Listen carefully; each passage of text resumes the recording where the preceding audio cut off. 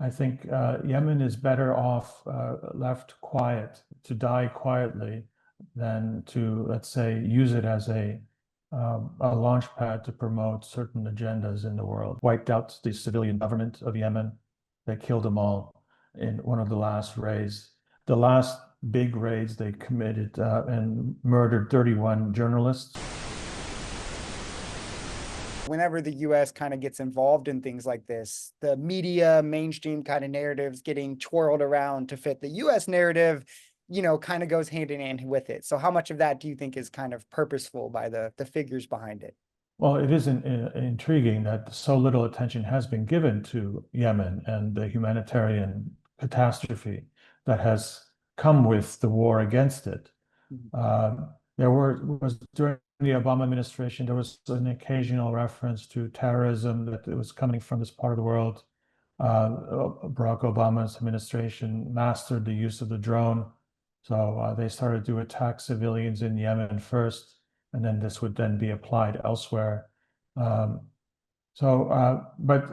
largely the Americans and their allies don't like to celebrate their conflict with Yemenis, and I think it's to a large extent it's because one, it's not such a case of an easy victory, if you will.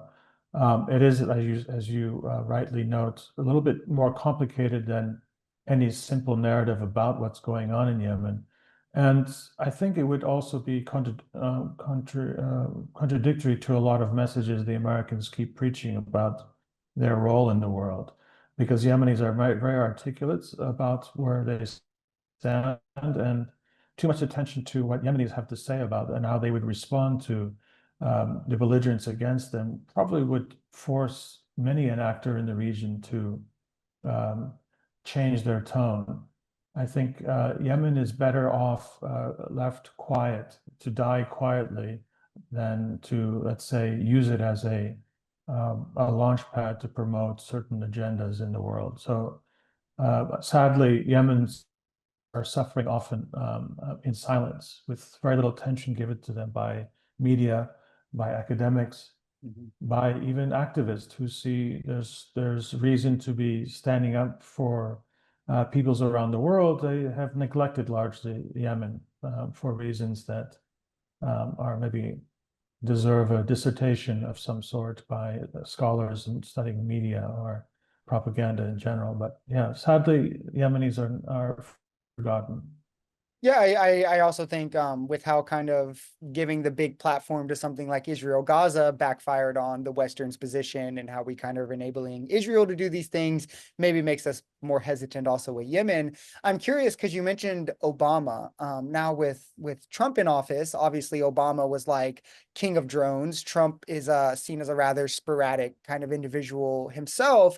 How do you think he fits into this equation? The United States is going to do imperialism, in my opinion, regardless of who's in office. But like, is this seen as something that raises tensions? Just another day in the office? How do you think he kind of fits?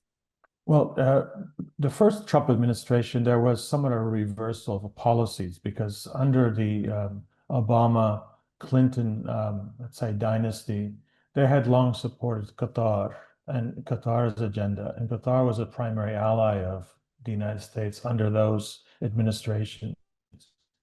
And Qatar had an agenda in Yemen, as I mentioned before, which rivaled those of UAE and Saudi Arabia, let alone what peoples in Yemen wanted. And when Trump came to power, I think there was this, I think, sincere struggle within various government agencies. You can see that manifested now with how Trump's DOJ is going after certain figures, things like that. And Trump had long been historically doing business with UAE, building properties, investment projects around the world. So there was actually a personal connection that he had with those who were enemies with Qatar and therefore the Clintons and Obama. So the first administration of Trump basically created the conditions that demanded an end of the war, whether he was willingly understood with this dynamic or not. But there was not going to be much support for Qatar moving forward. And I don't know if your audience remembers, but in 2017, there was almost a war that broke up between Saudi Arabia, UAE, and Qatar. And that was a reflection of what happens when Trump came to power. Now, since he's been reelected, and we can see that he's completely folded to suit the interest of presumably right-wingers who are associated with the Zionist project in Palestine. He has mobilized U.S. forces in an attempt to try to suppress Yemen's very principled position and stopping and putting an embargo on Israel as long as they're committing genocide, which is a requirement of all sovereign states, by the way. And it's only Yemenis who are imposing international law. Isn't that interesting? But as in many other cases, the Trump administration has sought to do the bidding of the Israelis and initiated a bombing campaign on Yemen, if you recall, last year. The problem is that Yemenis fought back.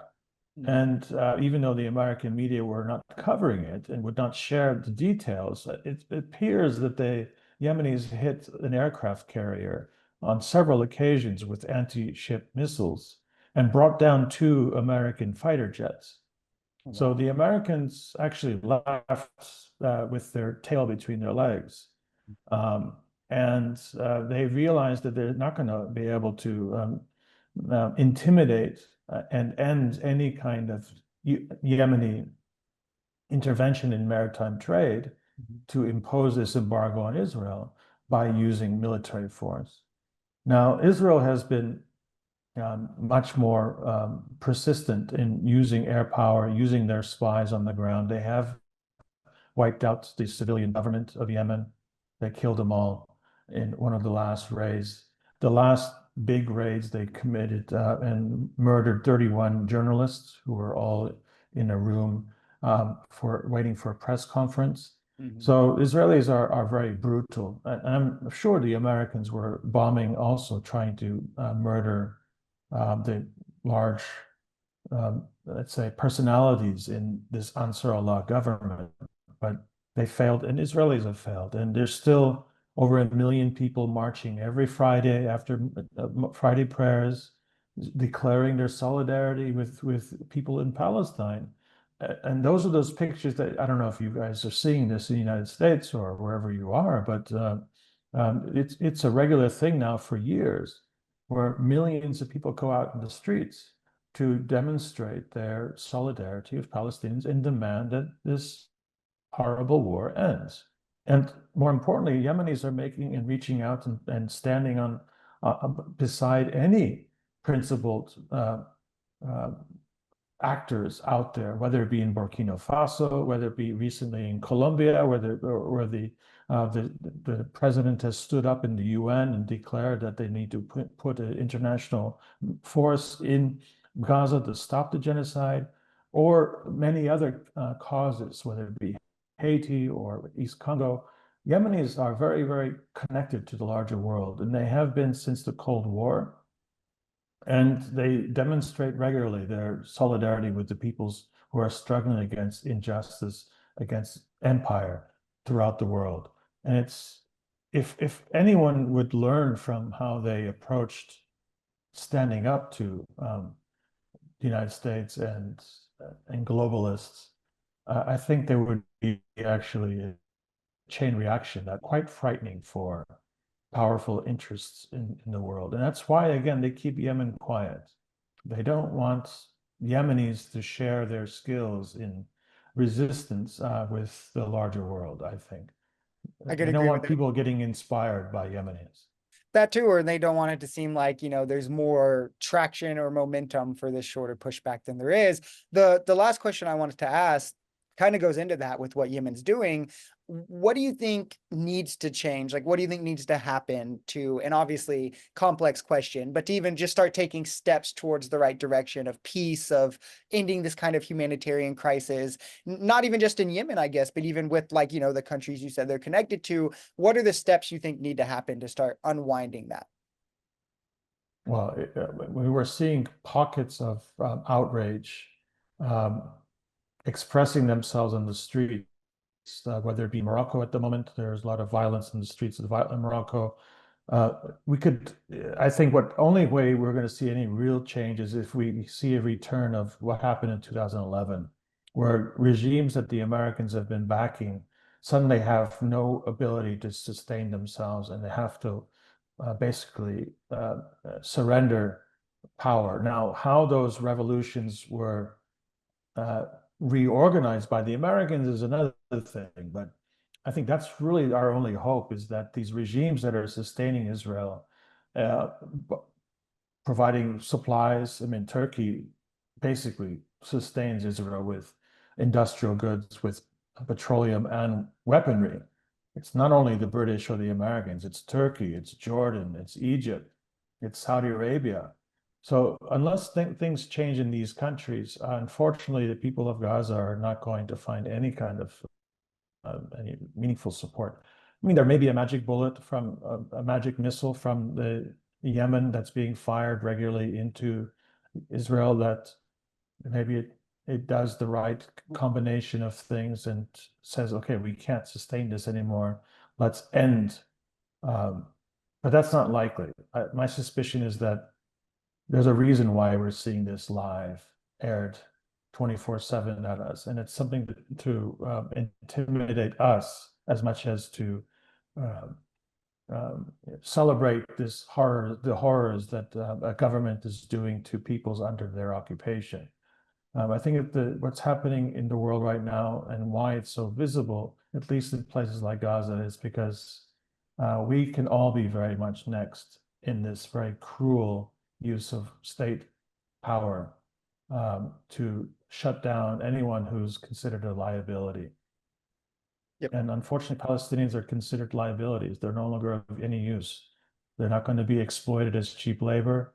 They sit, as Trump and Kushner and his ilk have said, this is property that needs to be developed. So what they're doing is wiping people out who live along a coastline that has lots of oil and gas, and they want to build it into a casino town, which, by the way, is the kind of business model that the Saudis and the UAE also pursue. So unless those regimes change, I'm afraid our brothers and sisters in Palestine and Yemen are on their own. And it's clear that people in the West are not going to take the necessary measures to end this themselves. So it's going to have to come from the region, and it doesn't look like the regimes are going to allow any of this popular, because people on the streets really are sick of seeing this and they're horrified, but they can't do anything about it. They think, at least. Yeah. That they're terrified by the police and by the military who will gun them down. Yeah, so before I let you go, I always give people a chance if you want to shout out like your website, if you have any books coming out or anything, the floor is yours. I don't have any website. I'm on social media. Mhm. You can find my interviews over the past couple of years that may be helpful, providing more background to what I just said. You can consult my work. You can find it. My book on Yemen may be helpful. And well, thank you very much, Brandon Clark, for inviting me, and hopefully we get to meet again soon. Yeah, I'll definitely have at least the book linked, maybe your social media as well in the description if anyone does want to check that out. I think it was a wonderful conversation. Thanks for sharing your expertise with us, and we'd love to have you back on to chat again. I mean, there's always a lot to talk about in the region.